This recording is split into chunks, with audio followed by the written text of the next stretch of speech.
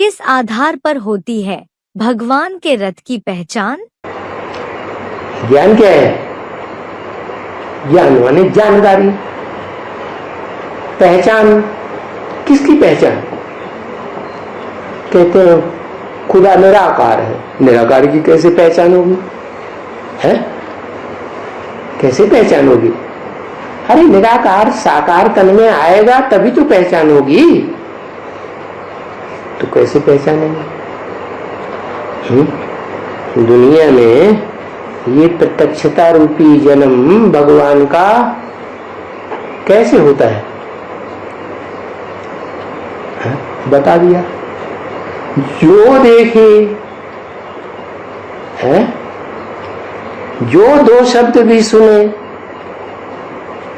तो देखने और सुनने मात्र से ही बुद्धि में बैठ जाए क्या ये इस दुनिया की सबसे जास्ती पावरफुल सोल है।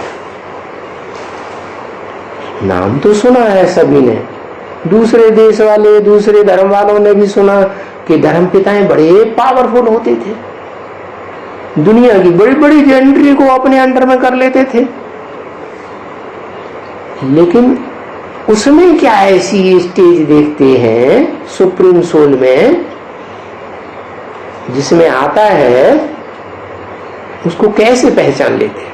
सुप्रीम सोल तो निराकार शिव ज्योति बिंदु, उसको पहचानना कैसे होता है? क्या खासियत, क्या चीज है जिससे उन्हें पहचान हो जाती है? सभी दुनिया वालों को पहचान हो जाती है कि ऐसी स्टेज तो और किसी की नहीं हो सकती है। 16,000 के आधार पर पहचानते हैं। अरे 16,000 का तो हिसाब किताब राजाओं से कनेक्शन है क्या? 16,000 जो है वो 108 राजाओं को प्रत्यक्ष करने वाली विशेष आत्माएं हैं, और राजाओं की राजाई तो चलती है कलयुग के अंत तक। तो उन राजाओं को इस दुनिया में प्रत्यक्ष करने वाली या प्रत्यक्ष करने की शूटिंग करने वाली कलयुग के अंत की आत्माएं होंगी। 16,000 आत्माओं को राजाओं को के सतयुग त्रेता में होंगी।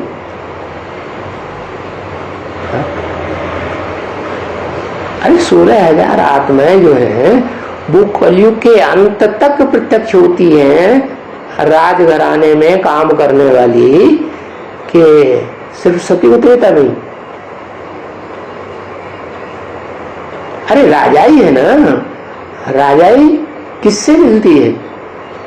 धर्म पिताएं तो कोई राजाई का ज्ञान दे नहीं सके, वो तो आधीन बनाने वाले हुए। तो राजाई का ज्ञान किसने दिया? अरे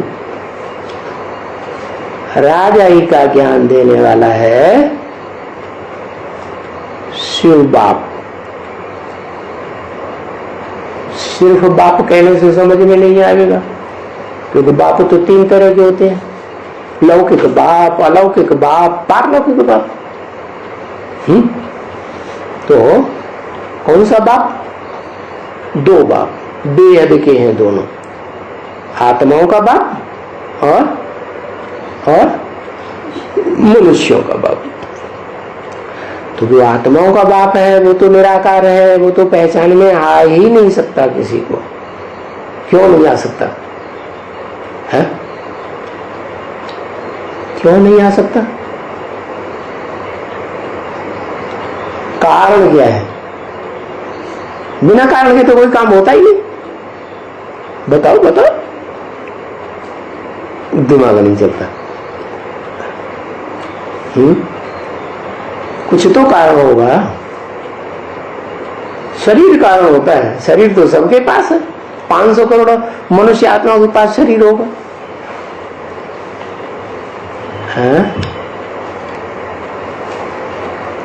बिंदु दिखाई नहीं देता, वो तो ठीक है, बिंदु दिखाई नहीं देता, वो बिंदु तो देवात्माओं को भी नहीं दिखाई देता जब तक उन्हें पहचान न दी जाए, और मनुष्यों को भी नहीं, ऋषि मुनियों को भी नहीं, राक्षसों को भी नहीं।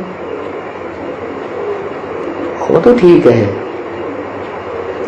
तो वो दिखाई नहीं देता तो धर्मपिताओं को कैसे पहचान लेते हैं जो उनके पीछे पीछे भागने लगते हैं? भागते हैं कि नहीं? कैसे पहचान लेते हैं? अरे लो,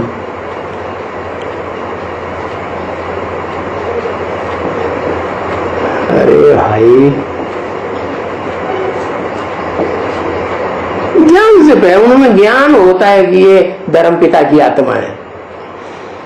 हाँ, निराकारी स्टेज, क्या जो धर्मपिताओं की निराकारी स्टेज है, चित्र देखे हैं ना धर्मपिताओं के, हैं?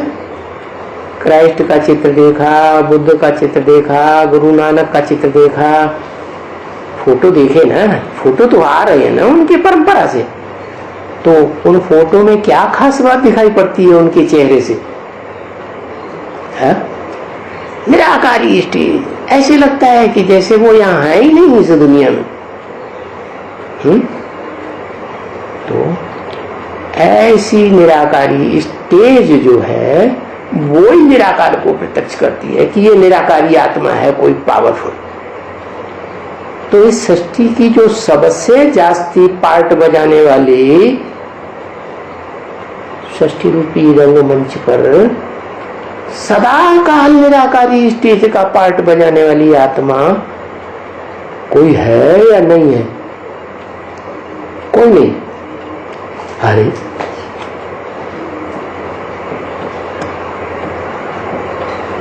है, शंकर सदा काल निराकारी स्टेज में रहता है। मैंने भागीदार का जन्म लिया तब भी वो निराकारी स्टेज में था, लड्डू।